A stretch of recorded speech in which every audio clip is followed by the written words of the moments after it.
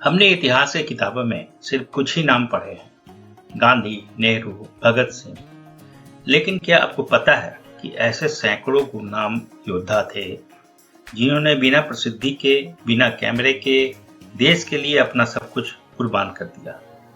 इस वीडियो में आपको मिलवाऊंगा ऐसे ही कुछ 5 अनसुने सेनानियों से, जिनमें जंगलों से उठे आदिवासी नायक बिरसा मुंडा हैं, विदेशी धरती पर तिरंगा लहराने वाली भिकाजी कामा, चटगांव का निडर योद्धा उदय चंद्र हजारा, भूमिगत क्रांति के मास्टरमाइंड गंगाधर राव देशमुख और दक्षिण का बागी राजा वीर पांड्या कत्ता बोमन। ये वो कहानियां हैं जिन्हें जानकर आप गर्व से भर उठेंगे, जिनकी आवाजें इतिहास की मुख्य धारा में नहीं गूंजती, पर जिनकी प्रतिरोध की गूंज ब्रिटिश सत्ता के गलियारों तक पहुंची। बिरसा मुंडा, जंगलों से उठी आजादी की गूंज। भारतीय स्वतंत्रता संग्राम का इतिहास जब भी लिखा जाता है तो अक्सर वह बड़े नेताओं, प्रमुख आंदोलनों और महान वक्तव्यों के इर्द गिर्द घूमता है। लेकिन इस इतिहास की नींव उन अनगिनत गुमनाम नायकों ने रखी जिन्होंने बिना किसी संसाधन, मंच या प्रसिद्धि के अंग्रेजी हुकूमत की नींव हिला दी। बिरसा मुंडा ऐसा ही एक नाम है जो आदिवासी समाज के भीतर से निकला और जिसने अपने जीवन को एक मिशन बना दिया, स्वतंत्रता और आत्मसम्मान की लौ को जलाए रखना। इनकी जन्म और पृष्ठभूमि।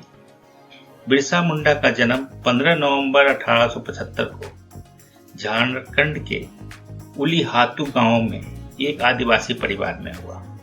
वे मुंडा जनजाति से संबंध रखते थे, जिनकी जीवन शैली जंगलों, खेती और प्रकृति पर आधारित थी। इस समुदाय का जीवन शांत और संतुलित था, जब तक कि ब्रिटिश शासन ने उनके जीवन में हस्तक्षेप नहीं किया। ब्रिटिश जमींदारी व्यवस्था ने आदिवासियों की जमीनें छीन ली और उन्हें अपने ही इलाकों में बेगारी या फोर्स लेबर करने पर मजबूर कर दिया। पारंपरिक समाज व्यवस्था बिखरने लगी और इसी पीड़ा ने एक क्रांतिकारी को जन्म दिया, बिरसा मुंडा। धार्मिक और सामाजिक पुनर्जागरण। बिरसा केवल एक राजनीतिक क्रांतिकारी नहीं थे, बल्कि वे अपने समाज के लिए एक धार्मिक और सांस्कृतिक नेता भी बन गए। उन्होंने आदिवासियों से कहा कि वे अपने परंपरागत धर्म और रीति रिवाजों को अपनाएं और ईसाई मिशनरियों के प्रभाव से सावधान रहें। उन्होंने खुद को धरती आबा यानी धरती का पिता कहलवाना शुरू किया। उनका संदेश था कि आदिवासी समाज को आत्मनिर्भर बनना होगा और अपने अस्तित्व की रक्षा स्वयं करनी होगी। इसने मुंडा समुदाय को एक नई चेतना दी। ब्रिटिश शासन के विरुद्ध संघर्ष।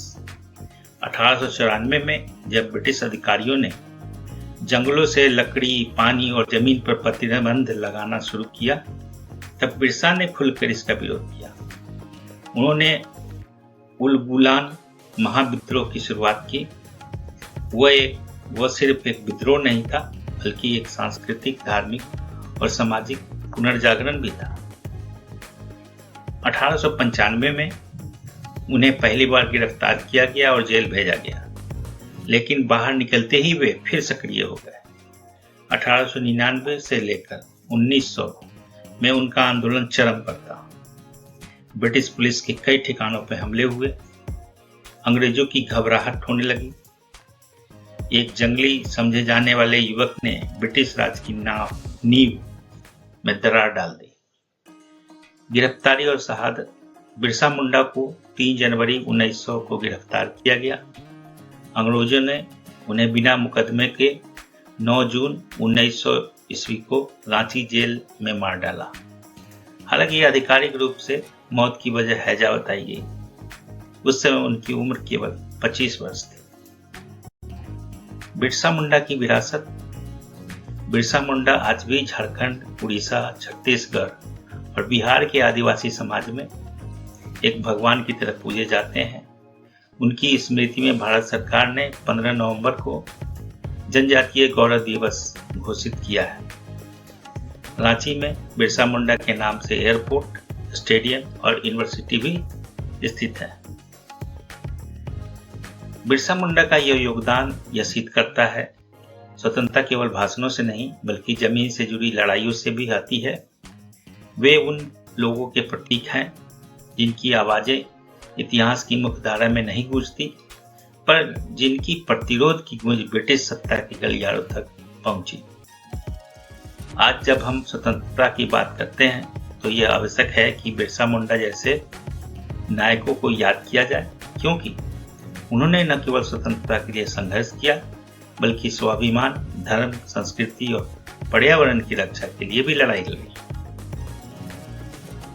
मैडम भीकाजी कामा, विदेशी धरती पर फहराया भारत का झंडा। जब भारत स्वतंत्रता के लिए संघर्ष कर रहा था तब केवल देश की ही धरती नहीं बल्कि 7 समुद्र पार भी इस आंदोलन की गूंज सुनाई दी। उन विदेशी आवाजों में एक बुलंद आवाज थी मैडम भीकाजी कामा की। वह पहली महिला थी जिन्होंने अंतर्राष्ट्रीय मंच पर भारत का झंडा फहराया और अंग्रेजी साम्राज्य को खुली चुनौती दी। प्रारंभिक शिक्षा और जीवन और शिक्षा। भीकाजी रुस्तम कामा का जन्म 24 सितंबर 1861 को मुंबई, तब बॉम्बे कहता था, में एक समृद्ध पारसी परिवार में हुआ। उन्हें शिक्षा के लिए विशेष प्रोत्साहन मिला और वे अंग्रेजी, फ्रेंच और कई अन्य भाषाओं में दक्ष थे। उनका विवाह एक प्रसिद्ध वकील रुस्तम कामा से हुआ, लेकिन उनके वैचारिक मतभेदों के चलते वे अलग हो गईं। यूरोप की यात्रा और निर्वासन। 1902 में वह स्वास्थ्य लाभ के लिए यूरोप गईं, लेकिन जल्द ही यह यात्रा एक राजनीतिक मिशन में बदल गई। उन्होंने लंदन में भारतीय क्रांतिकारियों से संपर्क साधा और वीर सावरकर, श्यामजी कृष्ण वर्मा जैसे क्रांतिकारियों के साथ मिलकर इंडिया हाउस नामक संस्था से जुड़ गए। ब्रिटिश राज की आलोचना और भारत की स्वतंत्रता की मांग के चलते उन पर निगरानी बढ़ गई और उन्हें भारत लौटने नहीं दिया गया। इस तरह से वे एक निर्वासित स्वतंत्रता सेनानी बन गई। 1907 जर्मनी में तिरंगे का उद्घोष। मैडम कामा का सबसे ऐतिहासिक क्षण 22 अगस्त 1907 को जर्मनी के स्टटगार्ट में आया, जब उन्होंने अंतर्राष्ट्रीय समाजवाद सम्मेलन में भारत का झंडा लहराया और कहा, यह भारत का झंडा है जो अब तक गुलाम है लेकिन स्वतंत्र होगा। उन्होंने जिस झंडे को फहराया वह आज के तिरंगे का प्रारंभिक स्वरूप था, जिसमें हरे, केसरिया और लाल रंग थे और 8 कमल भारत के 8 प्रांतों का प्रतिनिधित्व करते थे। प्रचार और लेखन। भीकाजी कामा ने फ्रांस में रहते हुए कई लेख लिखे और ब्रिटिश शासन की नीतियों की पोल खोली। उन्होंने क्रांतिकारी समाज पर, वंदे मातरम और मदन तलवार के प्रकाशन में सहायता की, जो गुप्त रूप से भारत भेजे जाते थे। अंतिम दिन और विरासत। मैडम कामा ने 1935 में मुंबई में अंतिम सांस ली। उन्होंने अपने जीवन के लगभग 30 वर्ष विदेश में निर्वासन में बिताए, लेकिन भारत की स्वतंत्रता के प्रति उनका जुनून कभी कम नहीं हुआ। उनकी याद में कई संस्थानों, सड़कों और डाक टिकटों पर उन्हें सम्मानित किया गया। वे भारत की पहली अंतर्राष्ट्रीय क्रांतिकारी महिला के रूप में जानी जाती हैं। मैडम भीकाजी कामा का जीवन यह सिखाता है कि सीमाओं से परे भी देशभक्ति संभव है। उन्होंने न केवल झंडा फहराया बल्कि भारत की स्वतंत्रता की चेतना को दुनिया भर में फैलाया। यह रहा भारत के एक और अनसुने नायक उदय चंद्र हजारा पर आधारित जानकारी। उदय चंद्र हजारा चटगांव विद्रोह का साहसी योद्धा। भारतीय स्वतंत्रता संग्राम की जब बात होती है तो बंगाल का जिक्र अक्सर क्रांतिकारी आंदोलन के रूप में के केंद्र के रूप में होता है, लेकिन बहुत कम लोग उदय चंद्र हजारा का नाम जानते हैं, जो 1930 के चटगांव सत्याग्रह कांड के एक निडर और समर्पित योद्धा थे। उनका जीवन उन सैकड़ों गुमनाम नायकों का प्रतीक है जिन्होंने चुपचाप देश की स्वतंत्रता आने के लिए अपनी जवानी कुर्बान कर दी। प्रारंभिक जीवन उदय चंद हजारा का जन्म बंगाल, जो बांग्लादेश का हिस्सा में हुआ था। वे एक साधारण परिवार से थे, लेकिन देशभक्ति की भावना से ओतप्रोत थे। बचपन से ही वे अन्याय के खिलाफ खड़े होने में विश्वास रखते थे।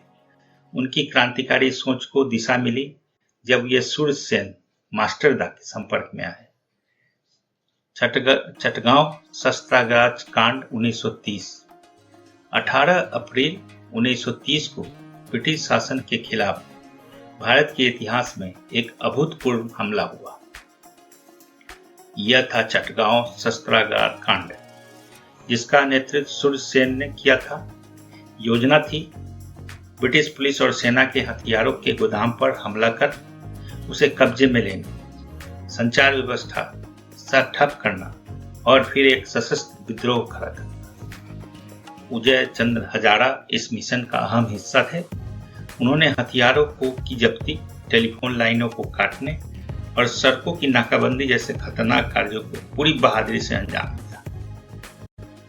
बुकरा पहाड़ियों में संघर्ष। विद्रोह के बाद ब्रिटिश फौज ने चटगांव में जबरदस्त अभियान चलाया।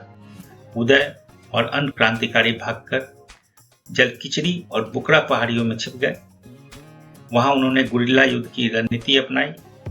भूख प्यास, पुलिस की घेराबंदी और पहाड़ियों की कठिन परिस्थितियों के बावजूद वे हिम्मत नहीं हारे। अंततः कई दिनों की घेराबंदी के बाद जब संघर्ष हुआ, उदय चंद हजारा ने वीरता से लड़ते हुए कई ब्रिटिश सैनिकों को पीछे हटने से मजबूर किया, लेकिन उन्हें गंभीर रूप से घायल कर गिरफ्तार कर लिया गया। जेल और अमानवीय यातनाएं। ब्रिटिश सरकार को विद्रोह की योजना में शामिल हर व्यक्ति से खतरा महसूस हो रहा था। उदय को गिरफ्तार कर क्रूरतम यातनाएं दी गई। उन्हें फांसी देने की मांग की गई, लेकिन कम उम्र और अपर्याप्त सबूतों के कारण उन्हें उम्र कैद की सजा दी गई और सेलुलर जेल काला पानी भेज दिया गया। भुला दिया इस एक क्रांतिकारी। आज इतिहास की मुख्यधारा में उदय चंद हजारा का नाम बहुत कम लोगों को ज्ञात है, जबकि उन्होंने अपनी पूरी जवानी जेल में बिता दी और अपने परिवार, शिक्षा, जीवन और भविष्य को त्याग दिया केवल भारत की आजादी के लिए। उनका कोई स्मारक नहीं, शायद ही कोई सड़क उनके नाम से हो, लेकिन उनका योगदान उतना ही पवित्र और महान है जितना किसी अन्य क्रांतिकारी का।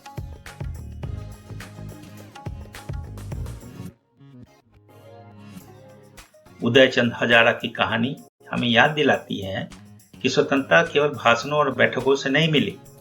यह बंदूकों, खून, आंसुओं और बलिदानों की कीमत पर आई। उनका जीवन एक मिसाल है कि असली देशभक्ति केवल प्रसिद्धि के लिए नहीं बल्कि कर्तव्य की भावना से होती है। अब यह रहा एक और अद्भुत लेकिन अपेक्षाकृत कम चर्चित स्वतंत्रता सेनानी पर आधारित जानकारी। बीरन पांड्या कत्ता बोम्मन, दक्षिण का सिंह जो अंग्रेजों से पहले लड़ा। भारत का स्वतंत्रता संग्राम केवल 1857 या गांधी युग से शुरू नहीं हुआ था। इसके बीज तो बहुत पहले से ही बो दिए गए थे, जब देश के कोने कोने में छोटी छोटी रियासतों के शासकों ने अंग्रेजी ईस्ट इंडिया कंपनी की विस्तारवादी नीतियों का विरोध करना शुरू कर दिया था। इन्हीं में से एक थे वीर पांड्या कत्ता बोम्मन, जिन्हें दक्षिण भारत का प्रथम स्वतंत्रता सेनानी माना जाता है। वीर पांड्या कत्ता बोम्मन का जन्म 3 जनवरी 1760 को तमिलनाडु के पंचलंकु रिची नामक गांव में हुआ था। वे एक पालेकर स्थानीय शासक या जमींदार परिवार से थे। कत्ता बोमन का परिवार जनजातीय वीरता और अपने लोगों के कल्याण के लिए जाना जाता था। उनके पिता जगवीर पांड्या की मृत्यु के बाद वीर पांड्या ने सत्ता संभाली। वे निडर, न्यायप्रिय और अत्यंत धार्मिक व्यक्ति थे, लेकिन साथ ही अपने अधिकारों और सम्मान के लिए लड़ने को सदैव तैयार रहते थे। कर व्यवस्था के खिलाफ विद्रोह। जब ईस्ट इंडिया कंपनी ने कर वसूली के नियमों को कठोर बनाया और स्थानीय शासकों को उनके ही क्षेत्रों में बेइज्जत करना शुरू कर दिया, तब कत्ता बोमन ने अंग्रेजों को कर देने से इनकार कर दिया। उन्होंने स्पष्ट कह दिया कि वह अपनी जनता की मेहनत की कमाई अंग्रेजों को नहीं देंगे। कंपनी अधिकारी कॉलिन जैक्सन ने उन्हें कई बार बुलाया, धमकाया, लेकिन कत्ता बोमन ने अपनी स्वतंत्रता नहीं छोड़ी। आंग्ल कत्ता बोमन संघर्ष। अंग्रेजों ने जबरदस्ती कर वसूलने और उन्हें सबक सिखाने के लिए कत्ता बोमन के किले पर चढ़ाई कर दी। 1799 और 1800 के बीच हुए युद्धों में वीर पांड्या ने अपनी छोटी सी सेना के साथ गोरों की सशस्त्र सेना का डटकर मुकाबला किया। उनकी रणनीति, साहस और नेतृत्व अद्भुत था। उन्होंने बार बार अंग्रेजी सेना को पराजित किया, जिससे कंपनी प्रशासन बौखला गया। धोखा और गिरफ्तारी। जब अंग्रेज वीर पांड्या को सीधे युद्ध में नहीं हरा सके, तो उन्होंने धोखे का सहारा लिया। पड़ोसी राज्य के शासक एत्रापुरम जमींदार ने उन्हें विश्वासघात कर पकड़वाया और अंग्रेजों को सौंप दिया। मुकदमा और फांसी। वीर पांड्या कत्ता बोमन पर देशद्रोह का आरोप लगाया गया। उन्हें अक्टूबर 1799 में तिरुनेलवेली में एक लोकसभा के सामने खड़ा किया, जहां उन्हें बिना उचित सुनवाई के फांसी की सजा सुनाई गई। 16 अक्टूबर 1799 को उन्हें फांसी दे दी गई। उस समय वे मात्र 39 वर्ष के थे। विरासत और स्मृति। वीर पांड्या कत्ता बोमन की शहादत ने तमिलनाडु ही नहीं, बल्कि पूरे दक्षिण भारत में आजादी के लिए जन जागरण का बीज बोया। उनकी याद में पंचलंकु रिची में उनका किला आज भी एक ऐतिहासिक स्मारक के रूप में संरक्षित है।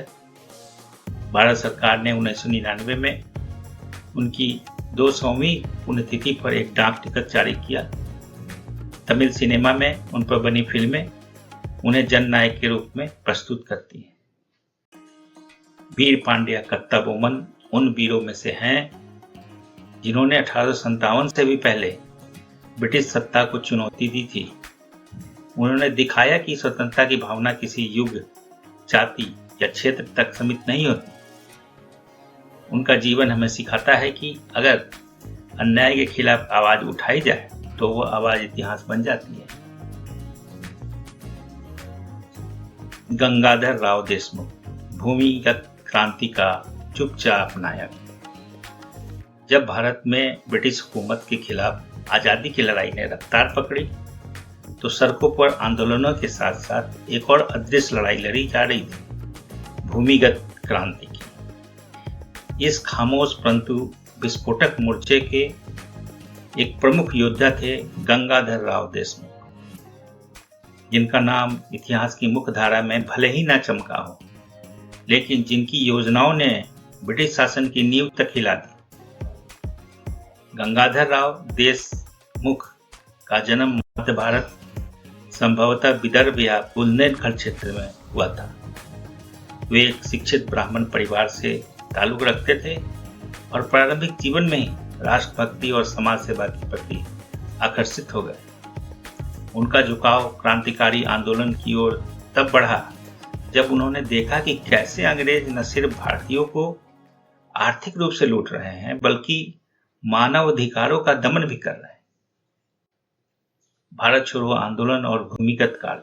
1942 में भारत छोड़ो आंदोलन जब देश भर में फैला, तब गंगाधर राव देशमुख ने खुले तौर पर अंग्रेजों के खिलाफ आंदोलन में भाग लेने के बजाय भूमिगत रहकर रणनीति बनाने और क्रांतिकारियों को संसाधन देने का रास्ता चुना। उनकी प्रमुख भूमिकाएं थी रेल लाइन काटना ताकि ब्रिटिश फौजों की आपूर्ति बाधित हो, टेलीफोन और टेलीग्राफ लाइनों को क्षतिग्रस्त करना, गुप्त सूचनाओं का आदान प्रदान, अंग्रेज अधिकारियों की गतिविधियों पर निगरानी। वे योजनाकार थे, यानी पर्दे के पीछे से पूरे विद्रोह को व्यवस्थित ढंग से संचालित करते थे। पहचान छुपाकर कार्य करना। गंगाधर राव देशमुख ने अंग्रेजों से बचने के लिए कई बार अपना वेश बदला, कभी एक पुजारी, कभी किसान, तो कभी पंडित बनकर गांव-गांव घूमे और कार्यकर्ता को संगठित किया। वे फर्जी नामों से पत्र व्यवहार करते थे और छोटे छोटे कोड में संदेश भेजा करते थे। उनका जीवन ऐसा था कि वे अपने परिवार से भी वर्षों तक संपर्क में नहीं रहे ताकि कोई भी सुराग न मिल सके। अंततः 1944 में अंग्रेज उन्हें पकड़ने में सफल हो गए, लेकिन उनके खिलाफ पुख्ता सबूत न होने के कारण वे उन्हें स्टेट प्रिजनर के रूप में नजरबंद करके रखे गए। उनकी पूछताछ में कई बार अमानवीय यातनाएं दी गई, लेकिन उन्होंने किसी भी साथी क्रांतिकारी का नाम उजागर नहीं किया। यह निःशब्द बलिदान उनकी सबसे बड़ी विशेषता थी। 1947 में भारत की आजादी के बाद गंगाधर राव देशमुख ने किसी भी प्रकार का सरकारी पद या सम्मान लेने से मना कर दिया। वे गांव लौटकर शिक्षा और समाज सुधार में जुट गए। उनका मानना था, आजादी कोई ताज नहीं, यह जिम्मेदारी है।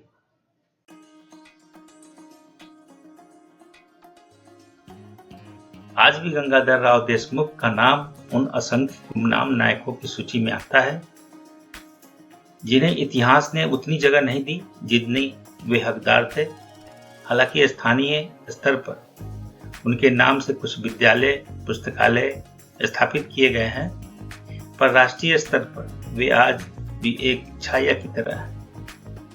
गंगाधर राव देशमुख जैसे नायकों ने यह साबित किया कि हर क्रांति सिर्फ भाषणों या गोली बंदूकों से नहीं होती, बल्कि एक संगठित दिमाग, गहरी रणनीति और आत्मत्याग से होती है। उन्होंने बिना दिखावे के, बिना कोई पुरस्कार मांगे देश के लिए अपना सर्वस्व अर्पण कर दिया। ऐसे योद्धा इतिहास में दर्ज भले कम हो, लेकिन राष्ट्र की आत्मा में अमर रहते।